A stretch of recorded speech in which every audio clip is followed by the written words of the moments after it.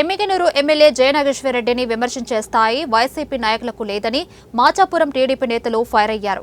ప్యాకేజీల కోసం పూటకు ఒక పార్టీ మార్చే వైసీపీ నాయకులు టీడీపీపై తప్పుడు ప్రచారం చేయడం సిగ్గుచేటన్నారు.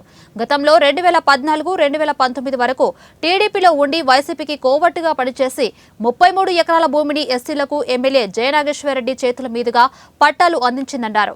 గురు రాఘవేంద్ర ప్రాజెక్టు ద్వారా ప్రతి ఎకరాకు సాగునీటిని అందించడమే ఎమ్మెల్యే బీవీ ధ్యేయమని అన్నారు. వచ్చిందంటే మా ఎమ్మెల్యే గారు అయినటువంటి బీవీ జయనాగేశ్వరరెడ్డి గారే అని చెప్పేసి సభాముఖంగా తెలియజేస్తున్నాను. అయ్యా, మీరు మాట్లాడుతున్నారే, మీరు మాట్లాడే ప్రతి మాటకు కాలం చెల్లుబాటు చెబుతుంది. మీకు ఎందుకు ఈ విషయాన్ని నేను గుర్తు చేస్తున్నానంటే,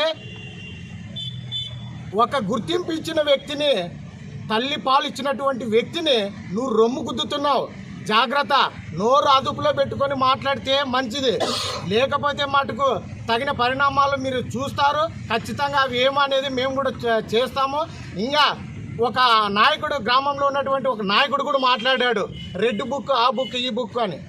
రెడ్ బుక్ ఇంకా ఓపెన్ చేయలేదు.